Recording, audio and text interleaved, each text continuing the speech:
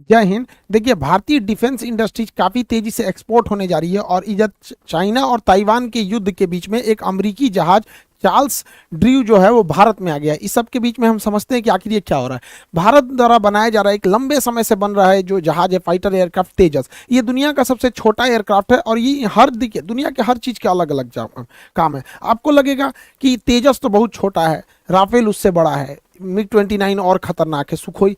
हर चीज का अलग काम होता है। जैसे देखिए, जो ट्रक काम कर सकता है टेम्पू नहीं कर पाएगा, तो जो टेम्पू कर सकता है ठेला नहीं कर सकता है। तो ऐसा नहीं कि जो बाइक का जरूरत है उसे आप ट्रक से पूरा कर सकते हैं। तो हर लेवल की जहाजों का होना जरूरी है सप्लाई लाइन में, तभी जाके आपकी पूरी तरह से एक स्क्वाड्रन कंप्लीट होती है। तो भारत का ये जो तेजस है ये काफी सस्ता है और हर क्वालिटी इसमें है। इसमें इलेक्ट्रॉनिक वॉरफेयर है, एयर टू एयर रिफिलिंग है, एक्स्ट्रा फ्यूल टैंक जिसे ड्रॉप टैंक कहते हैं, मिसाइल की तरह दिख रहा है ना, इसमें तेल भरा होता है, फ्यूल भरा होता है। पहले इसी फ्यूल को खर्च किया जाता है और दुश्मन के एरिया तक पहुंचा जाता है, उसके बाद लड़के भागा जाता है तो इसे ड्रॉप कर दिया जाता है, इसलिए इसे ड्रॉप टैंक भी कहते हैं। जैसे इसमें से ड्रॉप कर दिया है, तो ये हर सुविधा होने की वजह से पूरी दुनिया इसका डिमांड कर रही है। सबसे ज़्यादा इसका डिमांड बहुत जल्दी अगले 1 से 1.5 महीना में मलेशिया इसका डिमांड, सबसे पहले हम लोग इसे मलेशिया को सप्लाई करेंगे। और मलेशिया के अलावा इसमें 15 से 18 देश और रुचि दिखाए हैं और इसमें सबसे बड़ा नाम आ रहा है अमेरिका के, क्योंकि इसने छोटे सेगमेंट में, अमेरिका के पास कोई जहाज नहीं है। F-16 बहुत ज़्यादा लड़ाई लड़ चुका है, F-22 है, F-35 है, तो बीच में अमेरिका के पास बहुत कम चांसेज है। यूरोप में तो ये बहुत चांसेज है कि तेजस को अमेरिका भी ले लेगा। एक बार ले लिया तो अमेरिका तेजस का ऐसे ही डिमांड बढ़ जाएगा। तो बहुत सारे देश इसमें नेगोशिएशन कर रहे हैं, देखिए किसकी आगे बात बढ़ती है। साथ ही अगर ये ताइवान की इशू को देखेंगे तो ताइवान डिमांड कर रहा है भारत से ब्रह्मोस मिसाइल देने के लिए, और इधर फिलीपीन एडवांस पैसा दे रखा है, तो फिलीपीन सप्लाई को बढ़ाने के लिए कर रहा है। साथ में आसियान के जो देश हैं ये ब्रह्मोस मिसाइल का डिमांड बहुत ज़्यादा कर रहे हैं, क्योंकि यही ब्रह्मोस एक ऐसा वैक्सीन है जो चाइना का बुखार उतार सकता है। ये 90 डिग्री पे घूम जाता है एकदम तेजी से यहाँ पर। तो बहुत तगड़ा मिसाइल है ब्रह्मोस। गलती से तो मार दिए थे हम लोग पाकिस्तान में, आपको याद ही होगा। देखिए, ये जो इशू चल रहा है यहाँ पर ताइवान में, तो अमेरिका इतना दूर है तो अमेरिका को चारों ओर से घेरना है। अमेरिका का जंगी जहाज हमेशा हिंद महासागर में रहते हैं, तो जहाज़ों को अक्सर मेंटेनेंस की ज़रूरत होती है। जितनी बड़ी जहाज मशीनरी रहेगी उतना मेंटेनेंस। एक छोटे से साइकिल में कम मेंटेनेंस, मोटरसाइकिल में उससे ज़्यादा, कार में उससे ज़्यादा, ट्रक में और ज़्यादा। तो ये भारी भरकम जहाज़ों को मेंटेनेंस बहुत ज़्यादा ज़रूरत होती है। तो हम लोग बहुत पहले लेमुआ समझौता कर लिए थे अमेरिका से। तो इधर ही हम लोग के बीच में ये भी बात चल रही थी कि हिंद महासागर में जहाज़ों को मेंटेनेंस करने के लिए वापस अमेरिका ना जाना पड़े, यहीं पे कोई व्यवस्था कर जाए। तो ये बुढ़ऊ जो बोले हैं मोदी जी से कि भाई व्यवस्था कीजिए यहाँ पर, तो चेन्नई में लार्सन एंड टुब्लू LNT ने एक बहुत बड़ा डॉकयार्ड बना दिया जो मेंटेनेंस सेंटर के लिए। अमेरिका इसकी बहुत गहनता से जांच किया, क्योंकि अमेरिका की जहाज़ों की साइज बहुत बड़े होते हैं। तो अमेरिका ने कहा कि ये डॉकयार्ड मेरे लिए फिट है। अगर हिंद महासागर में किसी भी जहाज को कोई प्रॉब्लम होगा तो वो चेन्नई में जाके अपना मरम्मत करा सकता है। और इसी बीच अमेरिका का जो जहाज है वो चला आया है इंडिया में। इसका नाम है आपका USNS। किसी भी देश के जहाज के लास्ट में नेवल शिप लगा रहेगा। अब उसका कौन सा देश है बस आगे, जैसे इंडिया का है तो INS लगा रहेगा, पाकिस्तान का रहेगा तो PNS लगा रहेगा, चाइना का रहेगा तो CNS लगा रहेगा, US का रहेगा तो USNS लगा रहेगा यहाँ पर। तो सबका अपना, फ्रांस का रहेगा तो अलग लगा रहेगा। इसका रॉयल नेवल शिप, ये ब्रिटेन वाला लिखता है, जो हम लोग पे राज किया था सब ब्रिटेन वाले, वो सब रॉयल नेवल शिप लिखता है सब। तो भारत, ये अमेरिका का जहाज US naval ship Charles Drew ये लंगर डाल दिया और ये लगभग 10 दिन रहने वाला है। अभी 8 तारीख से लेके मतलब काफी 10-12 दिन तक इसका मेंटेनेंस होगा।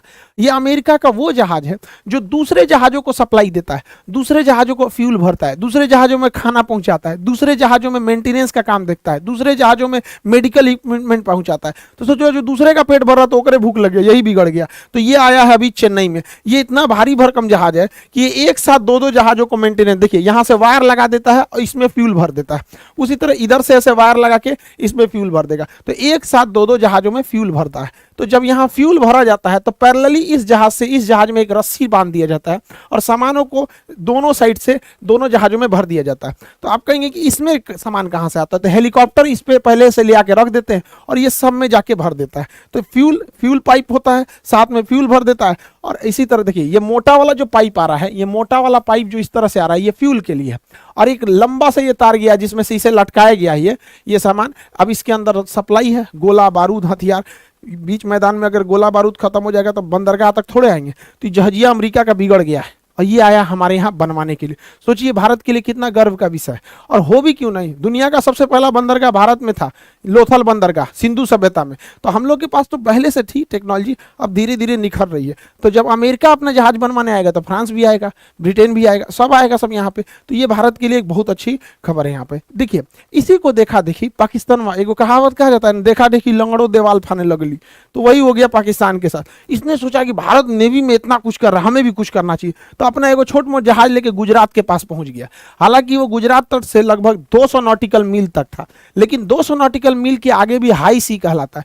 इससे पाकिस्तान इधर आया क्यों, तो अपना छोटा सा एगो जहाज लेके आया था, आलमगीर लाया था, लगभग फ्रीगेट के साइज का था। देखिए नेवी में जहाजों के साइज के हिसाब से उनकी कैटेगरी होती है। छोटा जहाज रहेगा सबसे छोटा तो उसको कॉर्बेट बोलते हैं, कॉर्बेट से बड़ा रहता है तो फ्रीगेट बोलते हैं, फ्रीगेट से बड़ा रहेगा तो डिस्ट्रॉयर बोलते हैं, और डिस्ट्रॉयर से बड़ा हो जाएगा तो विमान वाहक पोत। तो अलग अलग साइज के, तो ये छोट साइज का था, ये फ्रीगेट साइज का। नाम था इसका पीएनएस आलमगीर। इसको पता नहीं, इसके बाप को डुबाए थे हम लोग पीएनएस गाजी को 71 में, लेकिन इसको नहीं पता था। और इसको जब जैसे ये यहाँ आया तो यहाँ महाराष्ट्र के पास एक जहाज उड़ रहा था जिसका नाम था डोर्नियर, ये कोस्ट गार्ड का जहाज था। ये देख लिया, जैसे देख लिया डोर्नियर जहाज तो दौड़ा दिया इसको, और ये पहले ही खबर कर दिया इंडियन नेवी को कि एगो चट्टा घुसा, और दौड़ा के गरियाने लगा, रे चट्टा भाग यहाँ से, पूरा का पूरा उसके ऊपर मडरिया रहने लगा। अब इसके ऊपर इसका कप्तान चुपचाप बोलिए नहीं रहा था, आलमगीर पीएनएस आलमगीर का कप्तान कुछ बोलिए नहीं रहा था, वापस भाग गया यहाँ पे। और उसके ऊपर ही तू पूरा उसको चोटिया आ रहा था, ऊपर दौड़ा आ रहा था कि भाग भाग भाग चोटा यहाँ पे। अब पीछे से इंडियन नेवी चला यहाँ पे। तो पाकिस्तान को लगता है कि भारत को दबा गया, औकात में भी नहीं रहता है, ऐसे इसको समझ में नहीं आता। तो ये डोर्नियर भारत द्वारा बनाया गया जहाज है, काफ़ी बढ़िया जहाज है, छोटा जहाज है, सर्विलांस के काम में बहुत बेहतरीन आता है। इसके नीचे रडार लगाया गया है, इसलिए क्योंकि हमेशा विजुअलिटी उतनी नहीं रहती है, तो जहाँ तक आदमी की आँख नहीं जा सकता वहाँ रडार से देख लेता है। साथ ही ये रेस्क्यू मिशन में भी काम देता है। कभी कोई पानी वाली जहाज की दुर्घटना हो गई या कोई कहीं पे भी कोई डूब रहा है, तो उस स्थिति में हेलीकॉप्टर की तरह रुक नहीं सकता है, लेकिन इसके फाटक से खोल के इसमें से लाइफ जैकेट जो होते हैं पहन लेने से इंसान डूबता नहीं है, या कोई राहत सामग्री भेजना हो, खाना वाना भेजना हो, तो यहाँ से एक ड्रॉप कराया जा सकता है। तो ये भारत द्वारा बनाया गया काफ़ी बेहतरीन जहाज है, और इसने अभी काम भी दिखा दिया। तो डोर्नियर जहाज़ों को कोस्ट गार्ड में बहुत बेहतरीन जगह दिया गया। पाकिस्तान जो है भारत पे दबाव बनाने के लिए चाइना से एक छोटा साइज का फ्रीगेट खरीदा। फ्रीगेट तो मीडियम साइज का होता है, कॉर्बेट, फ्रीगेट और डिस्ट्रॉयर। तो फ्रीगेट खरीदा, इसका नाम है PNS Taimur, Pakistani naval ship Taimur. अब पीएनएस तैमूर बनाया है चाइना ने, और चाइना बेच रहा है पाकिस्तान को। इसके लिए भी पाकिस्तान ने कर्जा लेके बनाया, हद है सोचा चोट्टा को। अब चाइना ने इस पीएनएस तैमूर को बनाया तो यहाँ से भेजा, इसे भेजना था कराची में पीएनएस तैमूर को भारत पे दबाव बनाने के लिए। तो उतना ज़्यादा फ्यूल तो होता नहीं कि एक के बार में चला जाएगा, तो यहाँ से फ्यूल पकड़ के सबसे पहले पहुँचा ये मलेशिया। मलेशिया में इसने फ्यूल भरा। इसके बाद चाइना ने कहा कि एक काम करो, यहाँ से तुम चले जाओ चटगांव, बांग्लादेश के चटगांव, वहाँ फ्यूल भरना, 2 दिन तक रुकना, उसके बाद आगे बढ़ना। तब तक बांग्लादेश की प्रधानमंत्री शेख हसीना अगले साल, अगले ही महीने वो भारत में आने वाली हैं। उनको पता चल गया कि अगर यहाँ पर बंदरगाह पे रुकने देंगे पाकिस्तानी जहाज को तो भारत घुसिया जाएगा, तुरंत मना कर देगा, भागे यहाँ से चोट्टा कहीं का, वहीं रहो, हमारे यहाँ मत आना।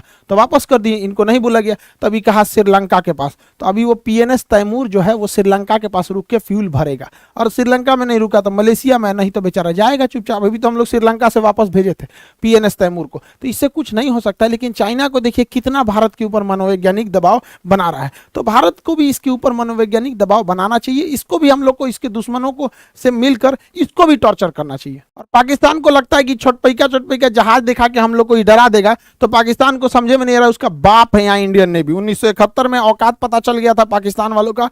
पीएनएस गाजी जो डूब गई थी, आईएनएस राजपूत, विक्रांत, पाकिस्तान वाले लोग होंगे अपने दादा उदा से पूछना लोग बाबू कि दादा दादा क्या हुआ था 1971 में, तो दादा बताएंगे आप लोग के कि 93,000 फौज पिटा के आए थे सब, भारत वाला फिर छोड़ा था सब यहाँ पे। तो इंडियन नेवी को डराने निकले हैं, सोच रहे तू नहीं यहाँ पे।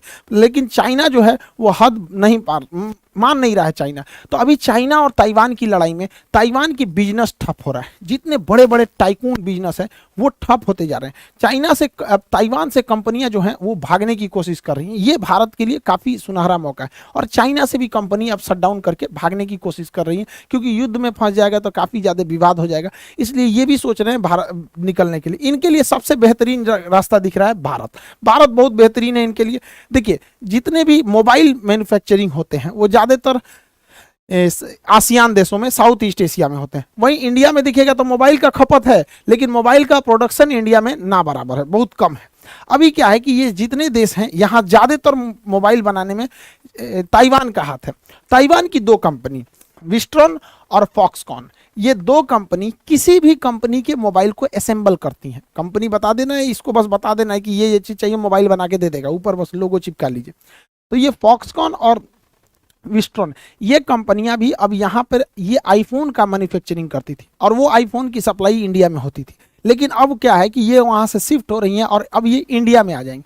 तो आईफोन का जो प्रोडक्शन लाइन है अब वो इंडिया में लगेगा, इससे काफ़ी फायदा होगा। देखिए चाइना ने क्या किया, सस्ता लेबर के नाम पर विदेशी कंपनियों को बुलाया कि हमारे यहाँ लेबर बहुत सस्ता है, आ जाओ। जब विदेशी कंपनी वहाँ गई तो चाइना को रोजगार मिला और धीरे धीरे चाइना उनकी टेक्नोलॉजी को सीख गया और इससे वो कॉपी करने लगा। आज से 15 साल 10 साल पहले देखिएगा तो चाइनीज मोबाइल बहुत लो कैटेगरी के होते थे, क्वालिटी अच्छी नहीं होती थी, बहुत ज़्यादा आवाज़ करता था, लोग भाप जाते थे, तो चट्टा कहीं का चाइनीज मोबाइल लिया। लेकिन आज उन्हीं विदेशी कंपनियों को लुभावने ऑफर दिया कि हमारे यहाँ लेबर सस्ता है, ज़मीन सस्ते हैं, आ जाओ, और उन्हीं की टेक्नोलॉजी सीख गया। अब वो कंपनी भागना चाह रहे हैं तो भारत में आएगा, भारत में भी बहुत अच्छा फायदा होगा, रोजगार मिलेगा यहाँ के लोगों को भी, और भारत भी धीरे धीरे टेक्नोलॉजी सीख जाएगा। जुगाड़ में तो हम लोग सबसे आगे। और एक और फायदा होगा कि आईफोन कंपनी पे भारत सरकार टैक्स बहुत लगाती है, क्योंकि जो भी मोबाइल बना बनाया आता है उस पर टैक्स ज़्यादा लगता है। अगर ये भारत में बनेगी तो जो 1 लाख का आईफोन है वो ऑटोमेटिकली 60,000 का मिलने लगेगा, क्योंकि भारत उस पर ज़्यादा टैक्स नहीं लगाएगा।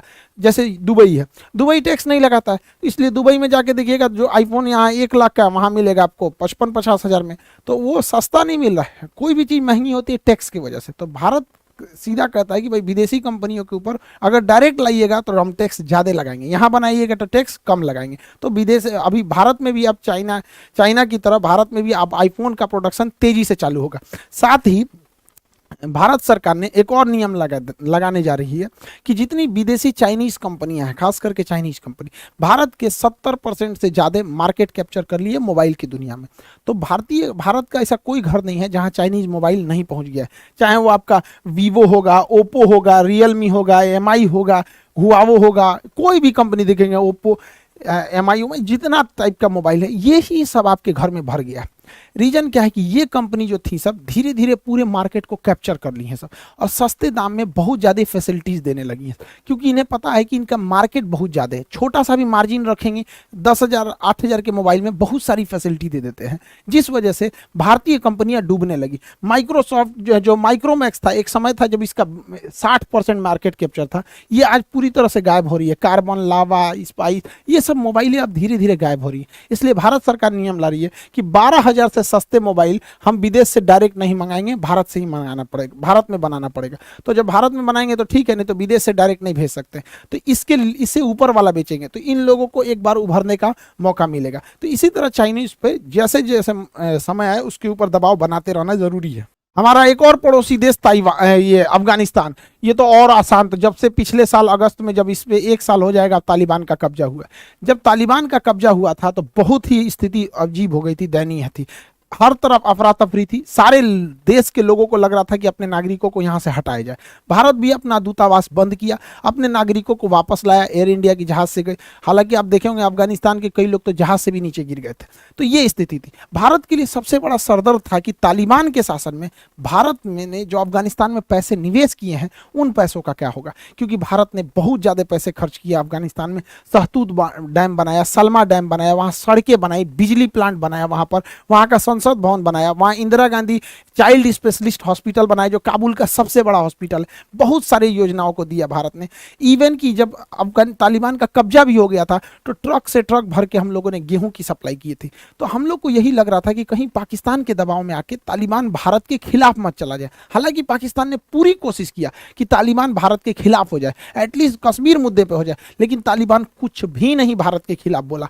तो भारत ने देखा कि तालिबान की स्थिति को देखते हुए तो भारत अब अपना दूतावास दोबारा खोल रहा है। ये भारत के लिए बहुत बेहतरीन खबर है कि भारत अब अपनी काबुल की एम्बेसी चालू कर रहा है। और जब तालिबान वाले जब गए भारत के अधिकारियों से मिले, वहाँ आईटीबीपी के जवान तैनात हैं अभी भी, तो उनको जब दूतावास दिखाया गया तो वो जो जवान थे वो चौंक गए, क्योंकि जिस हालत में 1 साल पहले भारतीयों ने दूतावास छोड़ा था, काबुल दूतावास, आज भी वो सेम को सेम वैसे ही पड़ा हुआ है, एकदम कुछ भी चेंज नहीं हुआ है। मतलब जो जहाँ था, जो अखबार जैसे पड़ा हुआ था, जो दरवाजा खुला था खुला खुले हैं।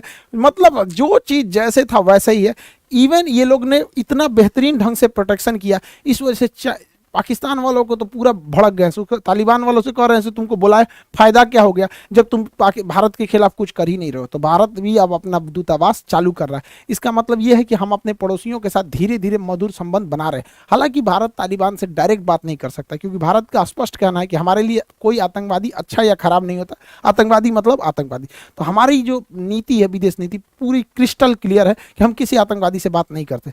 लेकिन राष्ट्रीय मुद्दों को ध्यान में रखते हुए हम लोग बस यही कोशिश करेंगे कि तालिबान कैसे भी भारत की एंटी ना हो सके, क्योंकि ये पाकिस्तान के लिए एक प्लस पॉइंट हो जाएगा, क्योंकि आतंकवादी आतंकवादी मिलकर आतंकवादी का स्क्वायर हो जाएगा सब। आई होप आप इंडिया के इर्द गिर्द जो हो रहा है जियो पॉलिटिक्स, इसको समझे होंगे। मिलेंगे नेक्स्ट क्लास में। जय हिंद।